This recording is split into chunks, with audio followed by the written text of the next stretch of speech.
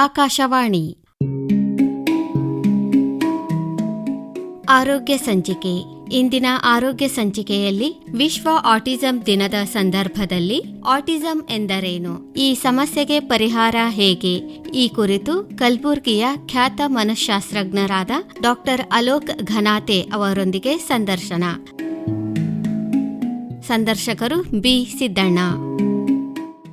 ನಮಸ್ಕಾರ ಕೇಳುಗರೆ, ಇವತ್ತಿನ ಆರೋಗ್ಯ ಸಂಚಿಕೆ ಕಾರ್ಯಕ್ರಮಕ್ಕೆ ನಿಮಗೆಲ್ಲ ಸ್ವಾಗತ. ಕೇಳುಗರೆ, ಇವತ್ತು ವಿಶ್ವ ಆಟಿಸಂ ದಿನ ಅಂದರೆ ವರ್ಲ್ಡ್ ಆಟಿಸಂ ಡೇ ಅಂತ ನಾವು ಇಂಗ್ಲಿಷ್ನಾಗ ಕರಿತೀವಿ. ಅಂದರೆ ಇವತ್ತು ನಾವು ಈ ವಿಶ್ವ ಆಟಿಸಂ ದಿನದ ಈ ಸಂದರ್ಭದಲ್ಲಿ ಆಟಿಸಂ ಅಂದ್ರೆ ಏನು, ಯಾರಲ್ಲಿ ಇದು ಕಾಣಿಸ್ಕೊಳ್ಳುತ್ತೆ, ಇದಕ್ಕೆ ಕಾರಣಗಳೇನು, ಇದನ್ನ ಗುರುತಿಸೋದು ಹೇಗೆ, ಇದರಿಂದ ಏನೆಲ್ಲ ಸಮಸ್ಯೆಗಳಾಗ್ತವೆ ಮತ್ತು ಇದಕ್ಕೆ ಪರಿಹಾರ ಏನು, ಇನ್ನೂ ಹಲವಾರು ವಿಷಯಗಳ ಬಗ್ಗೆ ನಾವು ಇವತ್ತು ಮಾಹಿತಿಯನ್ನು ಪಡೆಯೋಣ.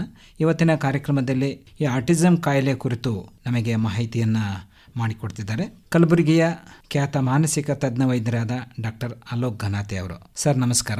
ನಮಸ್ಕಾರ. ಕಾರ್ಯಕ್ರಮಕ್ಕೆ ತಮಗೆ ಸ್ವಾಗತ ಸರ್. Thank you. ಸರ್, ಇವತ್ತು ವಿಶ್ವ ಆಟಿಸಂ ದಿನ. ಆಟಿಸಂ ಅಂದರೆ ಏನು ಸರ್? ಪ್ರತಿ ವರ್ಷ 2 ಏಪ್ರಿಲ್ ನಾವು ಇದನ್ನು ಸೆಲೆಬ್ರೇಟ್ ಮಾಡ್ತೀವಿ. Mainly awareness in the society. ಸಮಾಜದಲ್ಲಿ ನಾವು ಆಟಿಸಮ್ ಅಂತ ಒಂದು ಕಾಯಿಲೆ ಬಗ್ಗೆ ನಾವು ಸ್ವಲ್ಪ ಅವೇರ್ನೆಸ್ ಮಾಡೋಕ್ಕೋಸ್ಕರ ಮಾಡ್ತೀವಿ. ಆಟಿಸಮ್ ಅಂದರೆ ಇದೊಂದು ಕಾಯಿಲೆ ಅನ್ನೋದಕ್ಕಿಂತ ನ್ಯೂರೋ ಡೆವಲಪ್ಮೆಂಟಲ್ ಕಂಡೀಷನ್ ಅಂತ ಹೇಳ್ತೀವಿ. They are different from normal. ಇದರಲ್ಲಿ ಮೇನ್ಲಿ ಅವರಿಗೆ ಸೋಷಿಯಲ್ ಕಮ್ಯುನಿಕೇಷನ್ ಇಂಪೇರ್ಮೆಂಟ್ ಇರುತ್ತೆ, ಮೇನ್ ಇಂಪಾರ್ಟೆಂಟ್. ಎರಡನೇದು ರಿಪಿಟೇಟಿವ್ ರೆಸ್ಟ್ರಿಕ್ಟಿವ್ ಬಿಹೇವಿಯರ್ಸ್ ಅಂತ ಹೇಳ್ತೀವಿ. ಸ್ವಲ್ಪ ವರ್ತನೆ ಸ್ವಲ್ಪ ರಿಪಿಟೇಟಿವ್ಲಿ ರೆಸ್ಟ್ರಿಕ್ಟಿವ್ಲಿ ಡಿಫ್ರೆಂಟ್ ಇರುತ್ತೆ. ಅವರು ಪದೇ ಪದೇ ಒಂದೇ ಮಾಡ್ತಾರೆ. ದೆನ್ ಲ್ಯಾಂಗ್ವೇಜ್ ಡಿಫಿಕಲ್ಟಿ ಇರುತ್ತೆ. ಕಮ್ಯುನಿಕೇಷನ್ ಮಾಡೋಕ್ಕೆ ಲ್ಯಾಂಗ್ವೇಜ್ ಅವ್ರಿಗೆ ಏನಿರುತ್ತೆ, ತಡವಾಗಿ ಬರೋದು ಅಥವಾ ತಟ್ಟಿಸ್ ಮಾತಾಡೋದು. ಮೋಸ್ಟ್ ಕಾಮನ್ಲಿ ಚಿಲ್ಡ್ರನ್ಸ್ನಲ್ಲಿ, ಮಕ್ಕಳಲ್ಲಿ ಇದು ಕಂಡು ಬರುತ್ತೆ. Before the age of 2 years also ನಾವು ಫೈಂಡ್ ಔಟ್ ಮಾಡಬಹುದು. ಆ್ಯಂಡ್ ಇದು ನಾವು ಏನಂತೀವಿ, mainly neuro developmental disease. That is very important. ಇದು ಬ್ರೈನ್ ಡೆವಲಪ್ಮೆಂಟ್ ಆಗೋ ಟೈಮ್ನಲ್ಲೇ ಸ್ವಲ್ಪ ಏನೋ ಒಂದು ಸಮಸ್ಯೆಗಳಾಗಿ ವೈರಿಂಗ್ಸ್ ಎಲ್ಲ ಅಬ್ನಾರ್ಮಲ್ ಆಗಿ ಡೆವಲಪ್ಮೆಂಟಲ್ ಅಬ್ನಾರ್ಮಲಿಟಿ ಕಂಡು ಬಂದು ಅವ್ರಿಗೆ ಈ ಥರ ಆಟಿಸಮ್ ಅಂತ ಆಗುತ್ತೆ. ಸರ್, ಯಾಕೆ ಆಗುತ್ತೆ ಅನ್ನೋದು ಪ್ರಶ್ನೆ. ಕಾರಣಗಳು ಬಹಳಷ್ಟಿದ್ದಾವೆ, ಮಲ್ಟಿಫ್ಯಾಕ್ಟೋರಿಯಲ್ ಅಂತ ಹೇಳ್ತೀವಿ. ಇದರೊಳಗೆ ಮುಖ್ಯವಾಗಿ ಜೆನೆಟಿಕ್ಸ್ ತುಂಬ ಇಂಪಾರ್ಟೆಂಟ್ ಇರುತ್ತೆ. ಅರೌಂಡ್ 70 to 80% ಜೆನೆಟಿಕ್ಸ್ ಇನ್ವಾಲ್ವ್ಮೆಂಟ್ ಇರುತ್ತೆ. Multiple genes are there. ಅದರ ಜೊತೆಗೆ brain developmental deficiencies are also seen. ಸ್ವಲ್ಪ ಮಗು ಏನಾದರೂ ಹೊಟ್ಟೆನಲ್ಲಿದ್ದಾಗ ಸ್ವಲ್ಪ ಬೆಳವಣಿಗೆ ಸರಿಯಾಗಿ ಆಗಿಲ್ಲ. ಆ್ಯಂಡ್ ಎನ್ವಿರಾನ್ಮೆಂಟಲ್ ಫ್ಯಾಕ್ಟರ್ಸ್ ಸ್ವಲ್ಪ ಮಟ್ಟದಲ್ಲಿ ಅಫೆಕ್ಟ್ ಮಾಡುತ್ತೆ. ಆ್ಯಂಡ್ ಅಡ್ವಾನ್ಸ್ಡ್ ಪ್ಯಾಟರ್ನಲ್ ಏಜ್ ಅಂತ ಹೇಳ್ತೀವಿ. ಮೇನ್ಲಿ ದೊಡ್ಡವ್ರ ವಯಸ್ಸಿನಲ್ಲಿ ಏನಾದರೂ ಮಕ್ಕಳು ಆಗ್ತಾ ಇದ್ದಾರೆ ಅವರಿಗೆ ಅಂದಾಗ ಇದು ಕೂಡ ಕಂಡುಬರುತ್ತೆ. ಬಹಳಷ್ಟು ಮಂದಿ ಅಂತಾರೆ ವ್ಯಾಕ್ಸಿನ್ಸ್ ಕೊಟ್ಟರೆ ಇದು ಆಗುತ್ತೆ ಅಂತ. ಇದು ಒನ್ ಆಫ್ ದ ಬಿಗ್ಗೆಸ್ಟ್ ಮಿತ್. ಇದು ಸತ್ಯ ಇಲ್ಲ. ವ್ಯಾಕ್ಸಿನೇಷನ್ ಮಕ್ಕಳಲ್ಲಿ ಕೊಟ್ಟರೆ ಆಟಿಸಮ್ ಏನಾಗಲ್ಲ. ಅದಾದಮೇಲೆ ಪೇರೆಂಟಿಂಗ್ ಸ್ಟೈಲ್, ನೀವು ಸರಿಯಾಗಿ ಮಕ್ಕಳನ್ನು ನೋಡ್ಕೊಂಡಿಲ್ಲ ಅದಕ್ಕೆ ಮಗು ಈ ಥರ ಆಗ್ತಾ ಇದೆ ಅಂತ ಹೇಳ್ತಾರೆ. ಇದು ಕೂಡ ಸತ್ಯ ಇಲ್ಲ. ಜೆನೆಟಿಕ್ಸ್ ಮೇನ್ ಇಂಪಾರ್ಟೆಂಟ್ ಇರುತ್ತೆ. ಅದ್ರ ಜೊತೆಗೆ ಸ್ವಲ್ಪ ಮಟ್ಟದಲ್ಲಿ ಎನ್ವಿರಾನ್ಮೆಂಟಲ್ ಫ್ಯಾಕ್ಟರ್ಸ್, ಇನ್ಫೆಕ್ಷನ್ ಆಗಲಿ, ನ್ಯೂಟ್ರಿಷನಲ್ ಡೆಫಿಷಿಯನ್ಸಿ ಆಗಲಿ, ಇವೆಲ್ಲ ಸೇರಿಕೊಂಡು ತೊಂದರೆ ಆಗುತ್ತೆ. ಸರ್, ಮಕ್ಕಳಲ್ಲಿ ಸಾಮಾನ್ಯವಾಗಿ ಕಾಣಿಸ್ಕೊಳ್ಳುತ್ತೆ ಅಂತ ಹೇಳಿದರೆ, ಈಗ ಪ್ರಾರಂಭದಲ್ಲಿ ಒಂದು ವೇಳೆ ಇಲ್ಲ ನಾರ್ಮಲ್ ಇದ್ದರು, ತದನಂತರ ಅಂದರೆ ಸ್ವಲ್ಪ ಏಜ್ ಆದಮೇಲೆ ಬರೋ ಚಾನ್ಸಸ್ ಇರುತ್ತಾ ಇದು ಜೆನೆಟಿಕ್ಸ್ ಇದರಿಂದ ಅನ್ನೋದು? ಮೇನ್ ಇಂಪಾರ್ಟೆಂಟ್ಲಿ ಹೆಂಗಿರುತ್ತೆ ಅಂದರೆ, ಮಕ್ಕಳಲ್ಲಿ ಅರ್ಲಿ ವಾರ್ನಿಂಗ್ ಸೈನ್ಸ್ ನಾವು ಐಡೆಂಟಿಫೈ ಮಾಡಬೇಕು. ಮಕ್ಕಳಲ್ಲಿ ಮೇನ್ಲಿ ರೆಡ್ ಫ್ಲ್ಯಾಗ್ ಸೈನ್ಸ್ ಅಂತ ಹೇಳ್ತೀವಿ. ಇದರಲ್ಲಿ ಯೂಶ್ವಲಿ 1.5-2 ವರ್ಷ ಒಳಗೆ ಮಗು ಒಂದು ಸ್ವಲ್ಪ ಮಾತನ್ನು ಆಡ್ತಾರೆ, ಬ್ಯಾಬ್ಲಿಂಗ್ ಅಥವಾ ಒಂದು ಲೆಟರ್, ಒಂದು ಫ್ರೇಸಸ್ ಏನಾದರೂ ಫಾರ್ಮ್ ಮಾಡ್ತಾರೆ. ಮಗು ಏನಾದರೂ ಅದು ಮಾಡ್ತಾ ಇಲ್ಲ ಅಂದಾಗ that is one of the early warning sign ಅಂತೀವಿ. Social communication deficiencies are seen. ಅಂದರೆ ಮಗು ನೋಡಿ ನಗೋದು, ಯಾರಾದರೂ ಬಂದರೆ ಹಗ್ ಮಾಡೋದು, emotionally connectedness with the mother or even other family members or friends. ಅವ್ರಿಗೆ ಕನೆಕ್ಟೆಡ್ನೆಸ್ಸೇ ಬರಲ್ಲ. ಒಬ್ಬೊಬ್ರು ಮಕ್ಕಳು ಕಣ್ಣಿಟ್ಟು ನೋಡ್ಕೊಂಡು ಮಾತಾಡೋಕ್ಕಾಗಲ್ಲ. They are a bit very much not emotionally getting connected to anyone. So ಇದು ಎರಡೂ ವೆರಿ ಕಾಮನ್ಲಿ ನಮಗೆ ಅರ್ಲಿ ಕಂಡು ಬರುತ್ತೆ. ಅದ್ರ ಜೊತೆಗೆ ರಿಪೀಟೆಡ್ ಬಿಹೇವಿಯರಲ್ ಪ್ಯಾಟರ್ನ್ಸ್ ಅಂತ ಹೇಳ್ತೀವಿ. ರಿಪೀಟೆಡ್ಲಿ ಅಂದರೆ ಹ್ಯಾಂಡ್ ಫ್ರಿಂಗಿಂಗ್ ಮೂಮೆಂಟ್ಸ್ ಅಂತೀವಿ, ಕೈ ಆಡಿಸೋದು ಅಥವಾ ಕಂಟಿನ್ಯೂ ಓಡಾಡೋದು, ರನ್ ಮಾಡೋದು, ಅಥವಾ ಒಂದೇ ಧ್ವನಿ ಕಂಟಿನ್ಯೂ ನೀರೇನಾದರೂ ಹೋಗ್ತಾ ಇದೆ ಅಂದರೆ ಅದನ್ನೇ ನೋಡೋದು, ಅಥವಾ ರಿಂಗ್ ನೋಡೋದು, ಅಥವಾ ಇದೇ ಟೆಲಿಫೋನ್ ರಿಂಗ್ ಆಗಲಿ ಮೊಬೈಲ್ ರಿಂಗ್ ಆಗಲಿ ಅದೇ ಕಂಟಿನ್ಯೂ ಕೇಳ್ಕೊತ ಕೊಡೋದು. ಸೊ ಇದು ಬಹಳಷ್ಟು ಕಂಡು ಬರುತ್ತೆ ಮಕ್ಕಳಲ್ಲಿ. It starts but usually identification ನಾವು ಬಹಳಷ್ಟು ಮಂದಿನಲ್ಲಿ ನೋಡೋದು ನಾವು ಅರೌಂಡ್ 7 to 8 ಇಯರ್ಸ್ನಲ್ಲಿ ಗೊತ್ತಾಗುತ್ತೆ. ಆ್ಯಸ್ ಏಜ್ ಪ್ರೋಗ್ರೆಸಸ್ ಸ್ವಲ್ಪ ಮಟ್ಟದಲ್ಲಿ ಅವ್ರ ಇಂಪ್ರೂವ್ಮೆಂಟ್ ಕಂಡು ಬರುತ್ತೆ. ಬಟ್ ಈವನ್ ಅಡಲ್ಟ್ಸ್ನಲ್ಲೂ ಇದು ಕಂಡು ಬರುತ್ತೆ, ದೊಡ್ಡವರಲ್ಲೂ ನಮಗೆ ಕಾಣಿಸುತ್ತೆ. But it develops in early age. Before 8 years of age symptoms start ಆಗುತ್ತೆ and it may be present in adults also. Sir, ಈಗ ಮಕ್ಕಳಲ್ಲಿ ಈಗ ಸಾಮಾನ್ಯವಾಗಿ ಅರ್ಲಿ ಸ್ಟೇಜಸ್ನಲ್ಲೇನೋ ಕಾಣಿಸ್ಕೊಂಡ್ರೆ ಇದನ್ನು ಯಾವ ರೀತಿ ಗುರುತಿಸ್ಬೇಕು ಅಂದರೆ ಪೇರೆಂಟ್ಸ್ ಅನ್ನೋದು. ಈಗ ನಾವು ಮಕ್ಕಳ ಮೇಲೆ ಪೇರೆಂಟ್ಸ್ಗೆ ಬಹಳ ಮುದ್ದು ಮಾಡೋದು ಎಲ್ಲ ಇರ್ತದೆ. ಬಟ್ ಅರ್ಲಿ ಸ್ಟೇಜಸ್ನೆಲ್ಲ ಗುರುತಿಸೋದಕ್ಕೆ ಸಾಧ್ಯ ಆದರೆ ಅದಕ್ಕೆ ನನ್ನ ಚಿಕಿತ್ಸೆ ಕೊಡಿಸ್ಬೋದಲ್ಲ? ಮೇನ್ಲಿ ಹೇಗಿರುತ್ತಂದರೆ ಅರ್ಲಿ ಗುರುತೋಸ್ಕೋಸ್ಕರನೇ ಇದೆ ವಾರ್ನಿಂಗ್ ಸೈನ್ಸ್ ನಾವು ಐಡೆಂಟಿಫೈ ಮಾಡಬೇಕು. ಸದ್ಯಕ್ಕೆ ನಾನು ಈಗ ಏನು ಹೇಳಿದ್ದೀನಿ ಅದು ವಾರ್ನಿಂಗ್ ಸೈನ್ಸ್ ಭಾಳ ಇಂಪಾರ್ಟೆಂಟ್ ಇರುತ್ತೆ. ಮಗು ಮಾತಾಡ್ತಾ ಇಲ್ಲ ಅಥವಾ ಡಿಲೇಡ್ ಬರ್ತಾ ಇದ್ದಾವೆ ಮಕ್ಕಳಿಗೆ ಅಂದಾಗ ಫಸ್ಟ್ ವಾರ್ನಿಂಗ್ ಸೈನ್ ಅದನ್ನು ನಾವು ಹಿಡಿಬೇಕು. ಅದರ ಜೊತೆಗೆ ಕಮ್ಯುನಿಕೇಶನ್ ಡಿಫಿಕಲ್ಟಿ ಆಗ್ತಾ ಇದೆ, ಮಗು ಎಮೋಷ್ನಲಿ ಯಾರಿಗೂ ಕನೆಕ್ಟ್ ಆಗ್ತಾ ಇಲ್ಲ ಅಥವಾ ಸ್ವಂತ ಏನು ಬೇಕು ಅಂತ ಹೇಳಲ್ಲ ಮಗು. ಇದು ಈಗ ಫಾರ್ ಎಕ್ಸಾಂಪಲ್ ಒಂದು ಆಟದ ಸಾಮಾನಿ ಬೇಕು ಅಥವಾ ನನಗೆ ಊಟ ಬೇಕು, ನನಗೆ ಇದು ಕೊಡು ಪಪ್ಪ, ಇದು ಕೊಡು ಮಮ್ಮಿ ಅಂತ ಏನೋ ಒಂದು ಕೇಳಬೇಕಂದ್ರೂ ಅದು ಕೇಳೋಕ್ಕಾಗಲ್ಲ ಮಗುಗೆ. So this is very common in autism. So pronominal reversal ಅಂತ ಹೇಳ್ತೀವಿ. ಐ ವಾಂಟ್ ದಿಸ್ ಅಂತ ಹೇಳಲ್ಲ ಅವರು, ಅವ್ರಂತಾರೆ ಇವನಿಗೆ ಇದು ಬೇಕು ಅಂತ ಹೇಳ್ತಾರೆ. ಯೂಶ್ವಲಿ ಮಕ್ಕಳಲ್ಲಿ ಫೀಡಿಂಗ್ ಡಿಫಿಕಲ್ಟಿ ತುಂಬ ಕಾಮನ್ಲಿ ಕಂಡು ಬರುತ್ತೆ. ಹಸು ಆದಾಗ ಮಗು ಹಸು ಆಗಿದೆ ಅಂತ ಹೇಳಿ ಊಟ ಕೊಡುವಂಥ ತಾಯಿಗೆ ಅಥವಾ ಯಾರಿಗೂ ಹೇಳಲ್ಲ. ಸೊ ಈ ಥರ ಸಮಸ್ಯೆಗಳಿಂದ if the mother is not smart enough to identify ಹಸು ಆಗಿದೆ ಮಗುಗಂತ, ಫೀಡಿಂಗ್ ಡಿಫಿಕಲ್ಟೀಸ್ ಆಗಿ ನ್ಯೂಟ್ರಿಷನಲ್ ಡೆಫಿಷಿಯನ್ಸೀಸ್ ಎಲ್ಲ ಸ್ಟಾರ್ಟ್ ಆಗುತ್ತೆ. So mainly communication difficulty and language difficulty along with behavioural changes. ಇದು ಇಷ್ಟು ನೀವು ಕರೆಕ್ಟಾಗಿ ಐಡೆಂಟಿಫೈ ಮಾಡೋಕ್ಕಾದರೆ ಬಹಳಷ್ಟು ಮಟ್ಟದಲ್ಲಿ ನಾವು ಅರ್ಲಿ ಡಿಟೆಕ್ಷನ್ ಮಾಡಬಹುದು. ಈಗ ಮಕ್ಕಳಲ್ಲಿ ಕಂಡು ಬಂದಾಗ ಕೆಲವರಿಗೆ ಮಾತು ತಡವಾಗಿ ಬರುತ್ತೆ ಅಂತ ಹೇಳ್ತಾರೆ ಸರ್. ಅಂಥ ಸಂದರ್ಭದಲ್ಲಿ ನಾವು ಇದನ್ನು ಗುರುತಿಸೋದು ಕಷ್ಟ ಆಗ್ಬೋದು. ಬೇರೆ ಇನ್ನೇನೇನೋ ಒಂದು ಲಕ್ಷಣಗಳು ನಾವು ಗಮನಿಸಬೇಕಾಗುತ್ತೆ. ಅದೇ ಮಾತು ಒಂದೇ ಕಾರಣದಿಂದ ಆಟಿಸಮ್ ಇದೆ ಅನ್ನೋದು ತಪ್ಪು. ಲ್ಯಾಂಗ್ವೇಜ್ ಡಿಫಿಕಲ್ಟೀಸ್ ಬೇರೆ ಕಾರಣದಿಂದನೂ ಕಂಡು ಬರುತ್ತೆ. Most importantly social communication deficiencies ಇರುತ್ತೆ. ಈ ಮಕ್ಕಳು ಆಟ ಆಡೋ ಟೈಮ್ನಲ್ಲಿ ಏನಾದರೂ ಪೆಟ್ಟಾಯಿತು, ಅತ್ತಿ ಅಮ್ಮನ ಹತ್ರ ಹೋಗಿ ಅಪ್ಪನ ಹತ್ರ ಹೋಗಿ ಅಳೋದು ಅಪ್ಕೊಳ್ಳೋದು ಇದು ಮಾಡೋದೇ ಇಲ್ಲ ಮಗು. ಸೊ ಎಮೋಷ್ನಲಿ ಬಹಳ ಕೋಲ್ಡ್ ಇರುತ್ತೆ, ಅವರಿಗೆ ಎಮೋಷನ್ಸ್ ಎಕ್ಸ್ಪ್ರೆಸ್ ಮಾಡೋದಕ್ಕೆ ಬರೋದಿಲ್ಲ. So this is one of the early warning science. ಇದು ಗೊತ್ತಾಗಲ್ಲ ಅವರಿಗೆ. ಅಥವಾ ಬೇರೆಯವರಿಗೆ ಏನಾದರೂ ನೋವು ಆದರೆ ಇವ್ರು ಅದಕ್ಕೆ ತಿಳ್ಕೊಂಡು ಅವ್ರಿಗೆ ಏನಾದರೂ ಸಮಾಧಾನ ಹೇಳೋದಾಗ್ಲಿ, ಆಟಿಸ್ಟಿಕ್ ಚೈಲ್ಡ್ ದೊಡ್ಡವನಾದಾಗೂ ಇದನ್ನು ಮಾಡೋಕ್ಕಾಗಲ್ಲ ಅವನಿಗೆ. ಅವ್ನು ಮುಂದಿನ ಒಂದು ಎಮೋಷನ್ನು ತಿಳಿಯಲ್ಲ ಪಾಪ ಅವನಿಗೆ. So this is quite common. Emotionally ಭಾಳ ಕೋಲ್ಡ್ ಇರ್ತಾರೆ ಇವರು, ಪಾಪ ಗೊತ್ತಾಗಲ್ಲ ಅವರಿಗೆ. They are different than normal. ಅದಕ್ಕೋಸ್ಕರ ಈ ವರ್ಷ ಥೀಮ್ ಏನಿದೆ, autism and humanity, early every life has a value ಅಂತ ಹೇಳ್ತೀವಿ. ಸೊ ಆಟಿಸಮ್ ಯಾರಿದ್ದಾರೆ, ಆಟಿಸ್ಟಿಕ್ ಸ್ಪೆಕ್ಟ್ರಮ್ ಡಿಸಾರ್ಡರ್ ಅಂತ ಹೇಳ್ತೀವಿ, ಬಹಳಷ್ಟು ಡಿಸಾರ್ಡರ್ಸ್ ಇದರಲ್ಲಿ ಬರುತ್ತೆ. ಸೊ ಇವರಿಗೆ we need to include in the mainstream of the society ಅಂತ ಹೇಳ್ತೀವಿ ನಾವು. ಇವರಿಗೆ ಎಕ್ಸ್ಕ್ಲೂಡ್ ಮಾಡಂಗಿಲ್ಲ. They are different but they are one among us. ಇದನ್ನ ನಾವು ತಿಳ್ಕೋಬೇಕು. ಅಂದ್ರೆ ಬುದ್ಧಿಮಾಂದ್ಯತೆ ಇದೆ ಅನ್ನಲ್ಲ. 30 to 40% ಆಫ್ ಚಿಲ್ಡ್ರನ್ಸ್ ಆಫ್ ಆಟಿಸಮ್ಗೆ ಬುದ್ಧಿಮಾಂದ್ಯತೆ ಬರುತ್ತೆ, ಬಟ್ ಎಲ್ಲರೂ ಈ ತರ ಇರಲ್ಲ. ಸೊ ಬುದ್ಧಿಮಾಂದ್ಯತೆಗಿಂತ ಇದು ಬೇರೆದೇ ಇದೆ. So autism has difficulty in communication, ಅವ್ರಿಗೆ ಸೋಷಿಯಲ್ ಕಮ್ಯುನಿಕೇಶನ್ ಮಾಡಕ್ ಬರಲ್ಲ. ಬಿಹೇವಿಯರಲ್ ಚೇಂಜಸ್ ಇರುತ್ತೆ, hyper or hypo sensitivity to some of the stimulus in the environment. ಅದರ ಜೊತೆಗೆ ಲ್ಯಾಂಗ್ವೇಜ್ ಡಿಫಿಕಲ್ಟೀಸ್ ಇರುತ್ತೆ. ಸರ್, ಈಗ ಆಟಿಸಮ್ ಇಂದ ಒಬ್ಬ ಮಗುನಾಗ್ಲಿ ಅಥವಾ ಯಾವ ಒಬ್ಬ ವ್ಯಕ್ತಿ ಸಫರ್ ಆಗ್ತಿದ್ದಾರೆ ಅಂದ್ರೆ ಏನೇನು ಸಮಸ್ಯೆಗಳು ಅವ್ರಿಗೆ ಆಗ್ಬೋದು ಸರ್? ಇದು ಬಹಳ ಇಂಪಾರ್ಟೆಂಟ್. ಆಟಿಸಮ್ ಒಂದು ಕಾಯಿಲೆ ಇಲ್ಲ ಅಂದ್ಬಿಟ್ಟೆ, ಬಟ್ ಯಾಕೆ ಡಾಕ್ಟರ್ ಹತ್ರ ಬರಬೇಕು ಇದು ಮಾತು ಬಂದ್ಬಿಡುತ್ತೆ. ಮೇನ್ಲಿ ಇವ್ರಿಗೆ ಏನಾಗುತ್ತೆ ಅಂದ್ರೆ ಬಹಳಷ್ಟು ಮೆಂಟಲ್ ಹೆಲ್ತ್ ಇಶ್ಯೂಸ್ ಸ್ಟಾರ್ಟ್ ಆಗಿಬಿಡುತ್ತೆ. ಇವರಿಗೆ ಕಮ್ಯುನಿಕೇಷನ್ ಡಿಫಿಕಲ್ಟಿ ಇದ್ದಾಗ, ಲ್ಯಾಂಗ್ವೇಜ್ ಡಿಫಿಕಲ್ಟಿ ಇದ್ದಾಗ ಆಂಗ್ಸೈಟಿ ಇಶ್ಯೂಸ್ ಬರುತ್ತೆ, ಭಯ, ಆತಂಕ, ಗಾಬರಿ, ಕೆಲಸ ಮಾಡೋಕ್ಕೆ ಸಮಸ್ಯೆ ಬರುತ್ತೆ, ಒಬ್ರಿಗೊಬ್ರು ಇಂಟರ್ಪರ್ಸನಲ್ ಇಶ್ಯೂಸ್ ಬರುತ್ತೆ. ಅಥವಾ ಏನಾದರೂ ಆಟಿಸ್ಟಿಕ್ ಚೈಲ್ಡ್ ಸ್ಕೂಲ್ನಲ್ಲಿ ಟೀಚರ್ ಜೊತೆಗೆ ಅಥವಾ ಅವರು ಸ್ಕೂಲ್ನಲ್ಲಿ ಸಾಧಾರಣವಾಗಿ ಫ್ರೆಂಡ್ಸ್ ಜೊತೆಗೆ ಆಟ ಆಡೋಕ್ಕೆಲ್ಲ ಸಮಸ್ಯೆ ಬಂದ್ಬಿಡುತ್ತೆ. ಸೊ ಈ ಥರ ಎಲ್ಲ ಸಮಸ್ಯೆ ಇದ್ದಾಗ ಅವರಿಗೆ ರಿಜೆಕ್ಷನ್ ಸೆನ್ಸಿಟಿವಿಟಿ ಜಾಸ್ತಿ ಆಗಿಬಿಡುತ್ತೆ. ಅವ್ರಿಗೆ ಗೊತ್ತೇ ಆಗಲ್ಲ ಇವರೆಲ್ಲ ನನಗೆ ಯಾಕೆ ತೊಗೊಂಡು ಆಡ್ತಾ ಇಲ್ಲ ಅಂತ. ಅವ್ರಿಗೆ ಗೊತ್ತೂ ಆಗಲ್ಲ ಏನು ನಡೀತಾ ಇದೆ ಅವ್ರ ಜೊತೆಗೆ ಅಂತ. ಮೆಂಟಲ್ ಹೆಲ್ತ್ ಇಶ್ಯೂಸ್ನಲ್ಲಿ ಅಗ್ರೆಸಿವ್ ಬಿಹೇವಿಯರ್ ಬರುತ್ತೆ, ಅವರಲ್ಲಿ ಹೈಪರ್ ಆಕ್ಟಿವಿಟಿನೂ ಕಂಡು ಬರುತ್ತೆ. ಆಮೇಲೆ ಆಂಗ್ಸೈಟಿ ಫೀಚರ್ಸ್, ಡಿಪ್ರೆಷನ್, ಸ್ವಲ್ಪ ಮಕ್ಕಳದಲ್ಲಿ ಈವನ್ ಸೈಕಾಟಿಕ್ ಸಿಂಪ್ಟಮ್ಸು ಕಂಡು ಬರುತ್ತೆ. ಹೊಡೆಯೋದು, ಬಡಿಯೋದು, ಆತಂಕ ಮಾಡೋದು, ಬೈಯೋದು, ಒಂದೊಂದ್ಸತಿ ಸಾಧಾರಣವಾಗಿ ಸಾಮಾನು ಹೊಡೆಯೋದು. ಸೊ ಸೈಕಾಟಿಕ್ ಸಿಂಪ್ಟಮ್ಸ್, ಈ ಥರ ಅಗ್ರೆಸಿವ್ ಬಿಹೇವಿಯರು ಕಂಡು ಬರುತ್ತೆ. ಸೊ ಇವೆಲ್ಲ ಕಂಡು ಬಂದಾಗ ಸೈಕ್ಯಾಟ್ರಿಸ್ಟಿಂದು ಟ್ರೀಟ್ಮೆಂಟ್ ಬೇಕಾಗುತ್ತೆ. ಆ ಸಮಯದಲ್ಲಿ ಆಟಿಸಮ್ಗೋಸ್ಕರ ಟ್ರೀಟ್ಮೆಂಟ್ ಇಲ್ಲ, ಇದು ಅಡಿಷ್ನಲ್ ಪ್ರಾಬ್ಲಮ್ಸ್ ಏನೇನು ಆ ಮಕ್ಕಳಲ್ಲಿ ಕಂಡು ಬರುತ್ತೆ ಅದನ್ನು ನಾವು ಟ್ರೀಟ್ಮೆಂಟ್ ಮಾಡೋದು ಭಾಳ ಮುಖ್ಯ. ಅವೆಲ್ಲ ಸ್ವಲ್ಪ ನಾರ್ಮಲ್ ಆದಾಗ ಅವರು ಮೇನ್ ಸ್ಟ್ರೀಮ್ ಸೊಸೈಟಿನಲ್ಲಿ ಏನು ಬೇಕಾಗಿದೆ ಅದನ್ನು ಅವ್ರು ಮಾಡಬಹುದು.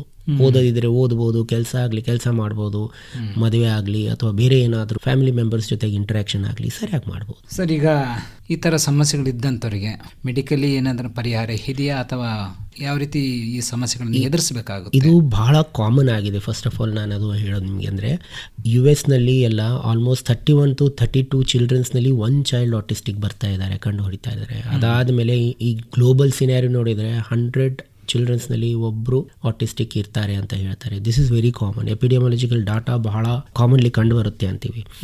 ಮೇಲ್ಸ್ನಲ್ಲಿ ತುಂಬ ಜಾಸ್ತಿ ಇದೆ ಇದು ಫೀಮೇಲ್ಸ್ಗಿಂತ. 4:1 ರೇಷಿಯೋ ಅಂತ ಹೇಳ್ತೀವಿ. ಅದರ ಜೊತೆಗೆ ಇತ್ತೀಚೆಗೆ ನಾವು ಕಂಡು ಬರ್ತಾ ಇರೋದು ವರ್ಚುವಲ್ ಆಟಿಸಮ್ ಅಂತ ಹೇಳ್ತೀವಿ. ಇವತ್ತು ನಾಳೆ ನಾವು ನೋಡ್ತೀವಿ ಎಲ್ಲರೂ ಗ್ಯಾಜೆಟ್ಸಿಗೆ ನೋಡ್ತಾ ಇದ್ದಾರೆ. ಮೊಬೈಲ್ ನೋಡೋದು, ಅದು ನೋಡೋದು, ಇದು ನೋಡೋದು ತುಂಬ ಜಾಸ್ತಿ ಆಗಿದೆ. ಈ ಸಮಸ್ಯೆಯಿಂದ ಮಕ್ಕಳೆಲ್ಲ ಮೊಬೈಲ್ ನೋಡಿ ನೋಡಿ ನೋಡಿ social interaction with the family members and the friends or teachers or elders ಮರ್ತು ಬಿಡ್ತಾ ಇದ್ದಾರೆ. ಹೆಂಗೆ ಇಂಟ್ರಾಕ್ಟ್ ಮಾಡ್ಬೇಕು ಅನ್ನೋದು ಅವ್ರಿಗೆ ಗೊತ್ತಾಗಲ್ಲ. ಅದೇ ಮೆಸೇಜಸ್ನಲ್ಲಾಗಲಿ, ವಾಟ್ಸಪ್ನಲ್ಲಾಗಲಿ, ಗ್ರೂಪ್ ಚಾಟ್ಸ್ನಲ್ಲಾಗಲಿ ಅಥವಾ ಏನಾದರೂ ಇನ್ಸ್ಟಾಗ್ರಾಮ್ ಆಗಲಿ, ಅಲ್ಲೆಲ್ಲ ಸೋಷಿಯಲಿ ಆಕ್ಟಿವ್ ಇರ್ತಾರೆ. ವರ್ಚುವಲ್ ವರ್ಲ್ಡ್ನಲ್ಲಿ ಆಕ್ಟಿವ್ ಇದ್ದಾರೆ. ರಿಯಲ್ ವರ್ಲ್ಡ್ನಲ್ಲಿ ಅವ್ರಿಗೆ 1-to-1 ಇಂಟರಾಕ್ಷನ್ ಸ್ಕಿಲ್ಸೇ ಇರಲ್ಲ. ಕಣ್ಣಿಟ್ಟು ಮಾತಾಡೋದು ಅವ್ರಿಗೆ ಪಾಪ ಬರಲ್ಲ. This is new seen which is seen. They are not autism but virtual autism, pseudo autism ಅಂತ ಹೇಳ್ಬೋದು ನಾವು. ಈ ಕಾರಣದಿಂದ ಇವ್ರಿಗೆ ಮೇನ್ಲಿ ನಾವು ಬಿಹೇವಿಯರಲ್ ಥೆರಪೀಸ್ ತುಂಬ ಇಂಪಾರ್ಟೆಂಟ್ ಇರುತ್ತೆ. ಇವ್ರಿಗೆ ವರ್ತನೆಯಲ್ಲಿ ಹೆಂಗೆ ಚೇಂಜಸ್ ಮಾಡಬೇಕು ಇದನ್ನು ನಾವು ತುಂಬ ಇಂಪಾರ್ಟೆಂಟ್ಲಿ ನೋಡಬೇಕಾಗುತ್ತೆ. ಸ್ಪೀಚ್ ಥೆರಪಿ ಬೇಕಾಗುತ್ತೆ ಇವರಿಗೆ. ಸ್ವಲ್ಪ ಮಾತನ್ನು ಹೆಂಗೆ ಆಡಬೇಕು ಏನಿಲ್ಲ ಅಂತ ಸ್ಪೀಚ್ ಥೆರಪಿಸ್ಟ್ ಜೊತೆಗೆ ನಾವು ಇಂಟ್ರಾಕ್ಷನ್ ಮಾಡಿ ಹೇಳ್ತೀವಿ. ಆಕ್ಯುಪೇಷನಲ್ ಥೆರಪಿನೂ ಬೇಕಾಗುತ್ತೆ. ಸೊ ಇವು 3 ಥೆರಪೀಸ್ ಭಾಳ ಇಂಪಾರ್ಟೆಂಟ್ ಇರುತ್ತೆ. ಅದರ ಜೊತೆಗೆ ಫಾರ್ಮಕೊಲಾಜಿಕಲ್ ಮ್ಯಾನೇಜ್ಮೆಂಟ್ ಅಂದರೆ ಮೆಡಿಸಿನ್ಸ್ ಬೇಕಾಗುತ್ತೆ. ಅದು ಏನಕ್ಕೆ ಬೇಕು? ನಾ ಹೇಳ್ದಂಗೆ ಕೋಮಾರ್ಬಿಡ್ ಕಂಡೀಷನ್ಸ್, ಆಟಿಸಮ್ ಜೊತೆಗೆ ಬೇರೆ ಬೇರೆ ಹೈಪರ್ ಆಕ್ಟಿವಿಟಿ ಆಗಲಿ, ಡಿಪ್ರೆಷನ್ ಆಗಲಿ, ಆಂಗ್ಸೈಟಿ ಸಿಂಪ್ಟಮ್ಸ್ ಆಗಲಿ, ಅಗ್ರೆಸಿವ್ ಬಿಹೇವಿಯರ್ ಆಗಲಿ, ಇದನ್ನು ಕಂಟ್ರೋಲ್ ಮಾಡೋಕ್ಕೆ ನಾವು ಟ್ಯಾಬ್ಲೆಟ್ಸ್ ಹಾಕಬೇಕಾಗತ್ತೆ. They all are going to live happy life. Only thing is ಈ ವರ್ಷದ ಥೀಮ್ ಇದ್ದಂಗೆ we have to accept them as they are. ಅವರು ನಮ್ಮಂಗೆ ಆಗಕ್ಕೆ ಸಾಧ್ಯ ಇಲ್ಲ. ಅವ್ರು ಹೇಗಿದ್ದಾರೆ ಅವರಿಗೆ ಆ ಥರ ನಾವು ಎಕ್ಸೆಪ್ಟ್ ಮಾಡೋದು ಕಲಿಬೇಕು. We have to include them in our mainstream society. So this theme is related to this. Sir, ಈಗ ಈ ಒಂದು ಕಾಯಿಲೆಗೆ ಏನಾದರೂ ಪರೀಕ್ಷೆ ಅಂದರೆ ನಾವು ಟೆಸ್ಟ್ಸ್ ಮಾಡೋದು ಏನನ್ನ ಆ ಥರ ಏನಾದ್ರು ಇದಾವ? ಭಾಳಷ್ಟು ನ್ಯೂರೋಸೈಕ್ಯಾಟ್ರಿಕ್ ಟೆಸ್ಟ್ ಅವೈಲೇಬಲ್ ಇದ್ದಾವೆ. ಚೈಲ್ಡ್ ಬಿಹೇವಿಯರಲ್ ಚೆಕ್ ಲಿಸ್ಟ್ ಇರುತ್ತೆ. ಸೊ ಕ್ವಶನಿಯರ್ಸ್ ಇರುತ್ತೆ. ಮೇನ್ಲಿ ಇದಕ್ಕೆ ಯಾವ ರಕ್ತ ತಪಾಸಣೆ ಬರಲ್ಲ. ಏನು MRI ಸ್ಕ್ಯಾನ್ ಆಗಲಿ, CT ಸ್ಕ್ಯಾನ್ ಆಗಲಿ, ಇವೆಲ್ಲ ಸ್ಕ್ಯಾನಿಂಗ್ನಲ್ಲಿ ಇದು ಕಂಡುಹಿಡಿಯೋಕ್ಕಾಗಲ್ಲ. ಇದು based on clinical data available. ನಾವು ಏನು ನೋಡಿರ್ತೀವಿ ಮತ್ತು ಏನು ಅವ್ರ ಜೊತೆಗೆ ಬಂದಿರ್ತಾರೆ, ಅವ್ರು ಹೇಳಿರ್ತಾರೆ, ಅದರಂಗೆ ನಾವು DSM-5 ಕ್ರೈಟೇರಿಯಾಸ್ ಅಂತೀವಿ. ನಮ್ಗೆ ಡಯಾಗ್ನೋಸ್ಟಿಕ್ ಕ್ರೈಟೇರಿಯಾ ಇರುತ್ತೆ. ಆಟಿಸಮ್ ಬಗ್ಗೆ ಸ್ವಲ್ಪ ಕ್ರೈಟೇರಿಯಾಸ್ ಲೇಡ್ ಡೌನ್ ಇದೆ. ಕ್ರೈಟೇರಿಯಾಸ್ ಫಿಟ್ ಆಗ್ತಾ ಇದೆ ಅಂದರೆ ನಾವು ಆಟಿಸ್ಟಿಕ್ ಸ್ಪೆಕ್ಟ್ರಮ್ ಡಿಸಾರ್ಡರ್ನಲ್ಲಿ ಇದ್ದಾರೆ ಅಂತೀವಿ. ಸರ್, ಈಗ ಒಬ್ಬ ಮಗುಗೆ ಈ ಥರ ಸಮಸ್ಯೆ ಇದೆ ಅಂತ ಅವ್ರ ಪೇರೆಂಟ್ಸ್ಗೆ ಅಂದರೆ ತಂದೆ ತಾಯಿಗೆ ಗೊತ್ತಾದರೆ ಅವ್ರೇನಾದ್ರೂ ಮುಂದೆ ಹುಟ್ಟಿದ ಮಗುಗೆ ಈ ಸಮಸ್ಯೆ ಆಗ್ಬೋದು ಅಂತ ಏನಾದರೂ ಅವ್ರು ಯೋಚನೆ ಮಾಡ್ಬೋದಾ? Genetic loading is very high. Around 70% ಅಂತೀವಿ. ಫಸ್ಟ್ ಡಿಗ್ರಿ ಫ್ಯಾಮಿಲಿ ಮೆಂಬರ್ಸ್ ಅಥವಾ ಸೆಕೆಂಡ್ ಡಿಗ್ರಿ ಫ್ಯಾಮಿಲಿ ಮೆಂಬರ್ಸ್ನಲ್ಲಿ ಈ ಥರ ಮುಂದೆ ಆಗೋ ಚಾನ್ಸಸ್ ಇರುತ್ತೆ. ಪ್ರೀನೇಟಲ್ ಸ್ಕ್ಯಾನ್ಸ್ ಆಗಲಿ, ಸ್ವಲ್ಪ ಬ್ಲಡ್ ಇನ್ವೆಸ್ಟಿಗೇಷನ್ಸ್ ಆಗಲಿ, ಅಥವಾ ಏನಾದರೂ ಒಂಚೂರು ಪ್ರಿಕಾಷನ್ಸ್ ತೊಗೊಂಡು ಸ್ವಲ್ಪ ಮಟ್ಟದಲ್ಲಿ ಹೆಲ್ಪ್ ಮಾಡ್ಬೋದು. ಕಂಪ್ಲೀಟ್ಲಿ ಆಟಿಸಮ್ ಆಗೋದೇ ಇಲ್ಲ ಈ ಮಗುಗೆ ಮುಂದೆ ಅಂತ ಅನ್ನೋದು, ಇವರಿಗೆ ಮುಂದೆ ಹುಟ್ಟೋ ಮಗುಗೆ ಆಗಲ್ಲ ಅನ್ನೋದು ಸಾಧ್ಯತೆ ಸ್ವಲ್ಪ ಕಡಿಮೆ ಇರುತ್ತೆ. ಬಟ್ ಟು ಸಮ್ ಎಕ್ಸ್ಟೆಂಟ್ ಸ್ವಲ್ಪ ಟೆಸ್ಟಿಂಗ್ ಇರುತ್ತೆ ಆಂಟಿನೇಟಲ್ ಪೀರಿಯಡ್ನಲ್ಲಿ, ಅಥವಾ ಕೌನ್ಸಿಲಿಂಗ್ ಹೇಳ್ತೀವಿ, ಇದು ಈ ಥರ ಇರುತ್ತೆ, ರಿಸ್ಕ್ ಫ್ಯಾಕ್ಟರ್ಸ್ ಏನೇನಿರುತ್ತೆ ಅದನ್ನು ನೋಡಿಕೊಂಡು ಎಷ್ಟು ಕಡಿಮೆ ಆಗುತ್ತೆ ರಿಸ್ಕ್ ಫ್ಯಾಕ್ಟರ್ಸನ್ನು ಕಡಿಮೆ ಮಾಡೋದ್ರಿಂದ ಆಗುತ್ತೆ. ಭಾಳಷ್ಟು ಅಂತಾರೆ ಅಲ್ಟ್ರಾಸೌಂಡ್ ಮಾಡಿದರೆ ಆಟಿಸಮ್ ಆಗುತ್ತೆ, ಅವೆಲ್ಲ ಸರಿ ಇಲ್ಲ. These are all myths related to autism. ಅವೆಲ್ಲ ಏನೂ ಇರೋದಿಲ್ಲ. Mainly it is genetics along with the environmental factors. So precautions ತಗೊಂಡ್ರೆ ಚಾನ್ಸಸ್ ಕಡಿಮೆ ಇರುತ್ತೆ. ಅಂದರೆ ಪ್ರೆಗ್ನೆನ್ಸಿಗಿಂತ ಮೊದಲೇ ಸ್ವಲ್ಪ ಅವರು ಕೌನ್ಸಿಲಿಂಗ್ ಪ್ರೀ ಪ್ರೆಗ್ನೆನ್ಸಿ ಕೌನ್ಸಿಲಿಂಗ್ ಎಲ್ಲ ಬೇಕಾಗುತ್ತೆ. ಸ್ವಲ್ಪ ತಪಾಸಣೆ ಎಲ್ಲ ಮಾಡಿಕೊಂಡು ಮುಂದೆ ಪ್ರೆಗ್ನೆನ್ಸಿ ಪ್ಲ್ಯಾನ್ ಮಾಡೋದು ಬೆಟರ್. ಆ ಟೈಮ್ನಲ್ಲಿ ನಾನು ಟ್ರೀಟ್ಮೆಂಟ್ ಅಂದರೆ ಮೆಡಿಸಿನ್ಸ್ ಹಾಕ್ತಾರೆ, ಸ್ವಲ್ಪ ಮಟ್ಟದಲ್ಲಿ ಹೆಲ್ಪ್ ಆಗುತ್ತೆ. ಅಥವಾ ಸೀರಿಯಲ್ ಬ್ಲಡ್ ಇನ್ವೆಸ್ಟಿಗೇಷನ್ಸ್ ಆಗಲಿ ಅಥವಾ ಜೆನೆಟಿಕ್ ಟೆಸ್ಟಿಂಗ್ಸ್ ಆಗಲಿ, ಇವೆಲ್ಲ ಸ್ವಲ್ಪ ಮಾಡಿಕೊಂಡು ನೋಡಿರ್ತಾರೆ. ಸೊ ಕಂಪ್ಲೀಟ್ಲಿ ಆಗೋದಿಲ್ಲ ಅನ್ನೋದು ಗ್ಯಾರಂಟಿ ಇಲ್ಲ, but we can prevent it. So ಆದಷ್ಟು we have to go ahead with the pre pregnancy counselling ಅಂತ ಹೇಳ್ತೀವಿ. ಇದು ಮಾಡೋದು ಮುಖ್ಯ. ಸರ್, ತಾವು ಆಗಲೇ ಹೇಳಿದೆ ಅಂದರೆ ಅವ್ರಿಗೆ ಹೇಗಿರ್ತಾರೆ ನಾವು ಹಾಗೆ ಅವ್ರನ್ನ ಅಕ್ಸೆಪ್ಟ್ ಮಾಡ್ಕೋಬೇಕು, ಅವ್ರನ್ನ ಒಪ್ಕೋಬೇಕು ಅಂತಂತೇಳಿ. ಈಗ ತಂದೆ ತಾಯಿ ಇರುತ್ತೆ, ಅವರು ಅನಿವಾರ್ಯ, ಅವರಿಗೆ ಅವ್ರ ಜವಾಬ್ದಾರಿ ಅದು ನೋಡ್ಕೊಳ್ಳೋದಾಗಲಿ, ಅವ್ರನ್ನ ಟ್ರೀಟ್ಮೆಂಟ್ ಕೊಡಿಸೋದಾಗಲಿ ಅಥವಾ ಮುಂದೆ ಅವ್ರನ್ನ ಸಾಕೋದಾಗಲಿ ಅವ್ರ ಜವಾಬ್ದಾರಿ ಇರುತ್ತೆ. ಏನೆಲ್ಲ ಎಚ್ಚರಿಕೆ ಅಥವಾ ಮುಂಜಾಗ್ರತಾ ಕ್ರಮಗಳನ್ನು ಅಥವಾ ಯಾವ ರೀತಿ ಪಾಲಿಸಬೇಕು ತಂದೆ ತಾಯಿ ಆದಂಥವ್ರು? ಇದು ಕೇರ್ ಟೇಕರ್ಸ್ ಬರ್ಡನ್ ಅಂತ ಹೇಳ್ತೀವಿ. ಇದು ಬಹಳ ಮುಖ್ಯ. ಯಾಕಂದರೆ ಇತ್ತೀಚೆಗೆ ಈ ಮಕ್ಕಳಲ್ಲಿ ಕೇರ್ ಗಿವರ್ಸ್ ಯಾರು ಇರ್ತಾರೆ, ಪೇರೆಂಟ್ಸ್ ಆಗಲಿ ಅಥವಾ ಬೇರೆ ಯಾರಾದರೂ ಗ್ರ್ಯಾಂಡ್ ಮದರು, ಗ್ರ್ಯಾಂಡ್ ಪೇರೆಂಟ್ಸ್ ಅಥವಾ ಫ್ಯಾಮಿಲಿ ಮೆಂಬರ್ಸ್, ಅವರು care takers they have lot of burden on them. They also get burned out. ಅವರಿಗೂ ತಿಳಿಯಲ್ಲ ಈ ಮಕ್ಕಳಿಗೆ ಹೆಂಗೆ ನಾವು ಸಂಭಾಳಿಸ್ಬೇಕು ಅಂತ. ಸೊ ಆ ಸಮಯದಲ್ಲಿ psychoeducation to the caretaker and the autistic child also ಅವ್ರಿಗೆ ತಿಳಿಸ್ಬೇಕಾಗತ್ತೆ. ನೋಡು, ಇದು ತೊಂದರೆ ಇದೆ ಇವನಿಗೆ ಪಾಪ ಈ ಥರ ತಿಳಿಯಲ್ಲ, ನೀವು ತಿಳ್ಕೊಂಡು ನಡಿಬೇಕು. And you should not overreact to it. Hypersensitivities ಎಲ್ಲ ಬರುತ್ತೆ, ಇದನ್ನು ನೀವು ನೋಡಬೇಕು. And try to make a secure environment and climate. And isolation ಆಗಲಿ, ಆಂಗ್ಸೈಟಿ ಪ್ರೊವೋಕಿಂಗ್ ಸಿಚುವೇಶನ್ಸ್ ಆಗಲಿ, ಅವನಿಗೆ ಸ್ವಲ್ಪ ನೀವು ನೋಡಿಕೊಂಡು ಆ ಸಮಸ್ಯೆದಲ್ಲಿ ಬರಲಾರ್ದಂಗೆ ನೋಡ್ಕೊರಿ ಅಂತ ಹೇಳ್ತೀವಿ. ಮೆಡಿಸಿನ್ಸ್ ಏನೇನು ಬೇಕು ಅವೆಲ್ಲ ಕರೆಕ್ಟಾಗಿ ಹಾಕಬೇಕು. Regular behavioural therapy, speech therapy, occupational therapy ಇವು ಯಾವಾಗ ಹೇಳ್ತಾರೆ ಅವಾಗ ಹೋಗಿ ಮಾಡಿಸ್ಬೇಕು. ಸೊ ಇವೆಲ್ಲ ನಾವು ಕೇರ್ ಗಿವರ್ಸಿಗೆ ನಾವು ಹೇಳ್ತೀವಿ. ಅದರಿಂದ ಅವ್ರ ಬರ್ಡನ್ನು ಕಡಿಮೆ ಆಗುತ್ತೆ. ಇವೆಲ್ಲ ಮಕ್ಕಳಿಗೆ ಹ್ಯಾಂಡಲ್ ಮಾಡೋದು ಡಿಫಿಕಲ್ಟ್ ಆಗಿಬಿಡುತ್ತೆ. ಒಮ್ಮೆಲೆ ಅಗ್ರೆಸಿವ್ ಆಗಿಬಿಡ್ತಾರೆ, ಒಮ್ಮೆಲೆ ಇರಿಟೇಬಲ್ ಆಗಿಬಿಡ್ತಾರೆ, ಸಾಮಾನ್ಯದ ಬಿಸಾಕ್ತಾ ಇರ್ತಾರೆ, ಅವ್ರಿಗೆ ಗೊತ್ತಾಗಲ್ಲ ಏನು ಮಾಡಬೇಕು ಅಂತ. ಆ ಸಮಯದಲ್ಲಿ ಇವ್ರು ಹೆಂಗೆ ಹ್ಯಾಂಡಲ್ ಮಾಡಬೇಕು ಅಂತ ಇವ್ರಿಗೆ ನಾವು ತಿಳಿಸೋದು. ಬಡಿಯೋದು ಮಾಡಿದರೆ ಏನೂ ಸಮಸ್ಯೆ ಪರಿಹಾರ ಸಿಗಲ್ಲ. ಆ ಸಮಯದಲ್ಲಿ we need to be calm, we need to talk to them, we need to tell that we are understanding. Emotionally we need to validate with the child. ಅದಾದಮೇಲೆ ಏನು ಬೇಕು ಅದನ್ನು ಮುಂದೆ ಒರೆಸ್ಬೇಕು. ಸರ್, ಈಗ ಒಂದು ಮಗುಗಾಗಲಿ ಅಥವಾ ಯಾರಿಗಾದರೂ ಒಂದು ಆಟಿಸಮ್ ಸಮಸ್ಯೆ ಇದೆ ಅಂದರೆ ಅವ್ರ ಪೇರೆಂಟ್ಸ್ ಆಗಲಿ, ಅವರ ಪಾಲಕರು, ಪೋಷಕರು ಅಥವಾ ಮನೆಯವರಂತೆ ನಾವು ಹೇಳ್ಬೋದು. ಅವರಿಗೆ ಕನ್ಸರ್ನ್ ಇರುತ್ತೆ, ನೋಡ್ಕೊತಿರ್ತಾರೆ. ಆದರೆ ಹೊರಗಿನ ಪ್ರಪಂಚ, ಸಮಾಜ ಅಂತ ನಾವು ಏನು ಹೇಳ್ತೀವಲ್ಲ, ಅವರು ಬೇರೆ ಥರನೇ ನೋಡ್ತಿರ್ತಾರೆ. ಇಲ್ಲಿ ಸಮಾಜದ ಜವಾಬ್ದಾರಿ ಏನು ಸರ್? ಯಾವ ರೀತಿ ಅವ್ರನ್ನ? ಬಹಳ ಇಂಪಾರ್ಟೆಂಟ್ ಇದೆ. ಮೊನ್ನೆನೇ ನಮ್ಮದು ಒಬ್ಬರು ಆಟಿಸ್ಟಿಕ್ ಚೈಲ್ಡಿಗೆ ಅವನಿಗೆ ಪಾಪ ಗೊತ್ತಾಗಿಲ್ಲ. ಅವ್ನು ಏನು ಮಾಡ್ದ ಅಂದರೆ ಒಂದು ಶಾಪಿಗೆ ಹೋಗಿ ಏನೋ ಒಂದು ಚಿಪ್ಸ್ ಏನೋ ಎತ್ಕೊಂಡು ತೊಗೊಂಡು ಬಂದುಬಿಟ್ಟ.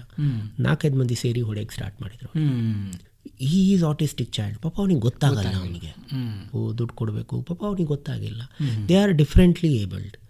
ಸೊ ಆ ಸಮಯದಲ್ಲಿ ಇವತ್ತಿನ ಥೀಮ್ ಏನಿದೆ, ಅವೇರ್ನೆಸ್ ಕ್ರಿಯೇಟ್ ಮಾಡಿ, ಈ ಹುಡುಗರಿಗೆ ಸಮಸ್ಯೆ ಇದೆ, ನೀವು ಎಕ್ಸೆಪ್ಟ್ ಮಾಡಿರಿ, ಇವ್ರೇನು ಕಳ್ಳರಲ್ಲ, ಇವ್ರೇನು ನಿಮಗೆ ಬೇಕಂತ ಮಾಡ್ತಾ ಇಲ್ಲ, ಇವ್ರಿಗೆ ನೀವು ಐಸೋಲೇಟ್ ಮಾಡಬೇಡ್ರಿ, ಇವ್ರ ಮೇಲೆ ಬುಲಿಯಿಂಗ್ ಮಾಡಬೇಡ್ರಿ. Bullying is very commonly seen among autistic child.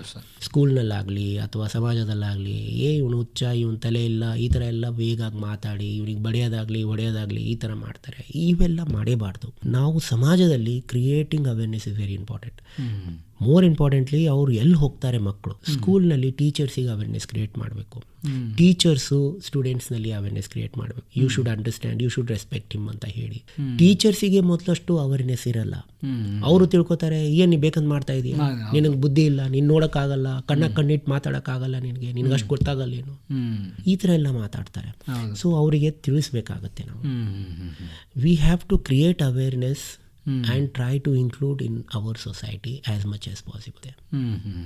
Sir, ಕೊನೆಯದಾಗಿ ಈ ಆಟಿಸಮ್ ಸಮಸ್ಯೆ ಮಕ್ಕಳಿಗೆ ಕಾಡಂಥ ಒಂದು ಅದೇ ಜಾಸ್ತಿ ಕಾಡಂಥದ್ದು ನಾವು ಕಾಣ್ತಾ ಇದ್ದೀವಿ. ಇದರಲ್ಲಿ ನಮ್ಮ ಜೀವನ ಶೈಲಿ ಏನಾದರೂ ಕಾರಣ ಆಗುತ್ತಾ ಇಂಥ ಒಂದು ಸಮಸ್ಯೆಗಳಿಗೆ ಮಕ್ಕಳೇ ಬಲಿಯಾಗೋದು?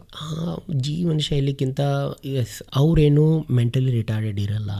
Only 30%, 20 to 30%. 100 ಆಟಿಸ್ಟಿಕ್ ಚಿಲ್ಡ್ರನ್ ನೋಡಿದ್ರೆ ಒಂದು 20-30% ಅವ್ರದ್ದು IQ ಮಟ್ಟ ಕಡಿಮೆ ಇರುತ್ತೆ, ಬುದ್ಧಿಮಟ್ಟ ಕಡಿಮೆ ಇರುತ್ತೆ. ಅವರಿಗೆ ಬಿಹೇವಿಯರಲ್ ಪ್ರಾಬ್ಲಮ್ಸ್ ಇರಬಹುದು, ಹೈಪರ್ ಆಕ್ಟಿವಿಟಿ ಇರ್ಬೋದು, ಸಿಟ್ಟು ಬರ್ಬೋದು. ಇದನ್ನು ನಾವು ಕಂಟ್ರೋಲಿಗೆ ತಂದರೆ ಅವರು ಸಮಾಜದಲ್ಲಿ ಒಂದು ಸ್ಥಾನ ತಗೋತಾರೆ, ಒಂದು ಮಾನ ತಗೋತಾರೆ, ಒಂದು ಒಳ್ಳೆ ಮನುಷ್ಯ ಆಗಿ ಕೇಳ್ಕೊಂಡು ಕೆಲಸ ಮಾಡಿ 4 ದುಡ್ಡು ದುಡಿಯಿರಿ, ಎಲ್ಲ ಕಡೆಯಿಂದ ಸರಿಯಾಗಿರ್ತಾರೆ. ಈಗ big personalities like Elon Musk ಅಂತ ಹೇಳ್ತೀವಿ, ಅವರೇ ಹೇಳಿದರು ನಾನು ಆಟಿಸ್ಟಿಕ್ ಇದ್ದೀನಿ ಅಂತ. Is a great person. ಹೌದು. ಸೊ ಆ ಥರ ನಮ್ಮ ಸಮಾಜದಲ್ಲಿ ಬಹಳಷ್ಟು ಮಂದಿ ಇದ್ದಾರೆ. Even we are not aware about it. So ಅವರಿಗೆ ನಾವು ಇನ್ಕ್ಲೂಡ್ ಮಾಡಬೇಕು. ಅವರು ಕಣ್ಣಿಟ್ಟು ಮಾತಾಡ್ತಾ ಇಲ್ಲ, ಒಬ್ಬರೇ ಇರ್ತಾರೆ ಅನ್ನೋದು ಆ ಕಾರಣದಿಂದ, ಸೋಷಿಯಲ್ ಕಮ್ಯುನಿಕೇಷನ್ ಇಲ್ಲ ಅನ್ನೋದು ಕಾರಣದಿಂದ, ಇವ್ರ ಬಿಹೇವಿಯರಲ್ ಸ್ವಲ್ಪ ಇಶ್ಯೂಸ್ ಇದ್ದಾವೆ, ಕಮ್ಯುನಿಕೇಷನ್ ಸ್ಕಿಲ್ಸ್ ಇಲ್ಲ, ಲ್ಯಾಂಗ್ವೇಜ್ ಡಿಫಿಕಲ್ಟಿ ಇದೆ ಅಂತ ಇವ್ರಿಗೆ ದೂರ ಸರಿಸೋದು ತಪ್ಪು. So with the help of the therapist, with the help of mental health professional, with the help of community at large, ಇವರೆಲ್ಲ ಒಂದು ಒಳ್ಳೆ ಮನುಷ್ಯರಾಗಿ ಸಮಾಜಕ್ಕೆ ಒಂದು ಕಾಂಟ್ರಿಬ್ಯೂಷನ್ ಮಾಡ್ತಾರೆ. ಸರ್, ಈಗ ಈ ಒಂದು ಸಮಸ್ಯೆಗೆ ಹೆಚ್ಚು ಮಕ್ಕಳ ಒಳಗಾಗ್ತಾರಂತೆ ಹೇಳಿದ್ರೆ, ಕೊನೆಯದಾಗಿ ನಮ್ಮ ಪಾಲಕರಿಗೆ ಅಥವಾ ಪೋಷಕರಿಗೆ ಒಂದು ಕಿವಿ ಮಾತು ಏನು ಹೇಳ್ತಾರೆ ಸರ್ ಇಂಥ ಮಕ್ಕಳ ಇದ್ದಂಥ ಒಂದು ಪಾಲಕರು ಪೋಷಕರಿಗೆ? ಇವತ್ತಿಂದು ವರ್ಲ್ಡ್ ಆಟಿಸಮ್ ಅವೇರ್ನೆಸ್ ಡೇ ದಿನ ನಾವು ಹೇಳೋದೇನು ಅಂದರೆ, ಈ ಮಕ್ಕಳು ಡಿಫ್ರೆಂಟ್ ಇದ್ದಾರೆ, ಅವರಿಗೆ ಹೇಗಿದ್ದೀರಾ ಅದನ್ನು ನೀವು ತಿಳ್ಕೊಂಡು ಏನು ಇಶ್ಯೂಸ್ ಬರ್ತಾ ಇದೆ ಆ ಇಶ್ಯೂಸನ್ನು ಒಂದು ಪರಿಹಾರ ಮಾಡಿ ಅವರು ಸಮಾಜದಲ್ಲಿ ಒಂದು ತಮ್ಮ ಕಾಲಿಂದ ತಾವು ನಿಂತು ಏನೋ ಒಂದು ಒಳ್ಳೆ ಮನುಷ್ಯರಾಗಿ ಒಂದು ದುಡಿಯಂಗೆ ಮಾಡೋದು ತುಂಬ ಮುಖ್ಯ. ಅವರಿಗೆ ಇವರು ಸರಿ ಇಲ್ಲ, ಇವ್ರ ತಲೆ ಸರಿ ಇಲ್ಲ, ಇವ್ರ ಕೈಯಿಂದ ಏನೂ ಆಗಲ್ಲ ಅಂತ ನೆಗೆಟಿವ್ ಆ್ಯಟಿಟ್ಯೂಡ್ ಇಟ್ಕೊಂಡು ಕ್ರಿಟಿಸೈಸ್ ಮಾಡಿ ಹೊರಗಡೆ ತೆಗಿಯೋದಾಗಲಿ, ಸಮಾಜದಲ್ಲಿ ನೀವು ಇನ್ಕ್ಲೂಡೇ ಮಾಡಲ್ಲ ಅನ್ನೋದಾಗಲಿ, ಈ ಥರ ಮಾಡೋದು ಸರಿ ಇಲ್ಲ. ಯಾರು ಪಾಲಕರಿದ್ದಾರೆ, ಯಾರು ಕೇರ್ ಗಿವರ್ಸ್ ಇದ್ದಾರೆ, ಅವರಿಗೆ ಹೆಲ್ಪ್ ಅವೈಲೇಬಲ್ ಇದೆ. ವರ್ಲ್ಡ್ ಆಟಿಸಮ್ ಅವೇರ್ನೆಸ್ ಡೇ ದಿನ ನಾವು ಇದೇ ಕ್ರಿಯೇಟ್ ಮಾಡಬೇಕಂತ ಇದ್ದೀವಿ. There are lot of mental health professionals. ಯಾರ ಹತ್ರ ನೀವು ಬಂದು ಮಾತಾಡಿದರೆ they will surely guide you, ಏನು ಮಾಡಬೇಕು, ಏನಿಲ್ಲ, ಹೆಂಗಿರುತ್ತೆ ಅಂತ. Help is available, reach out, they will really achieve higher than what you expect.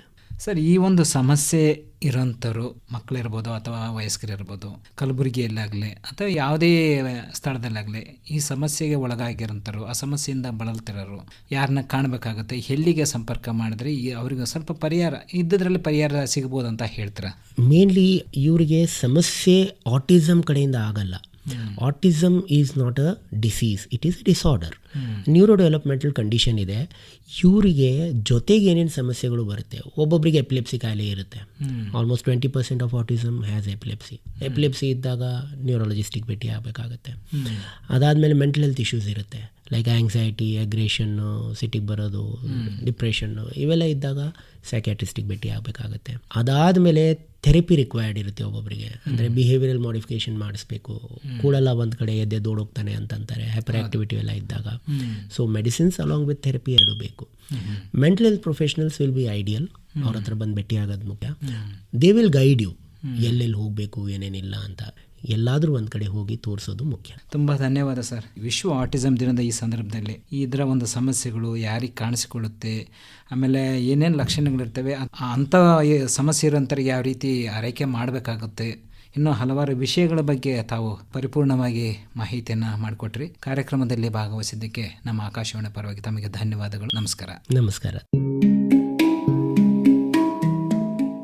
ಆರೋಗ್ಯ ಸಂಚಿಕೆಯಲ್ಲಿ ಇದುವರೆಗೆ ವಿಶ್ವ ಆಟಿಸಂ ದಿನದ ಸಂದರ್ಭದಲ್ಲಿ ಆಟಿಸಂ ಎಂದರೇನು, ಈ ಸಮಸ್ಯೆಗೆ ಪರಿಹಾರ ಹೇಗೆ, ಈ ಕುರಿತು ಕಲಬುರ್ಗಿಯ ಖ್ಯಾತ ಮನಃಶಾಸ್ತ್ರಜ್ಞರಾದ ಡಾಕ್ಟರ್ ಅಲೋಕ್ ಘನಾತೆ ಅವರೊಂದಿಗೆ ಸಂದರ್ಶನ ಕೇಳಿದಿರಿ.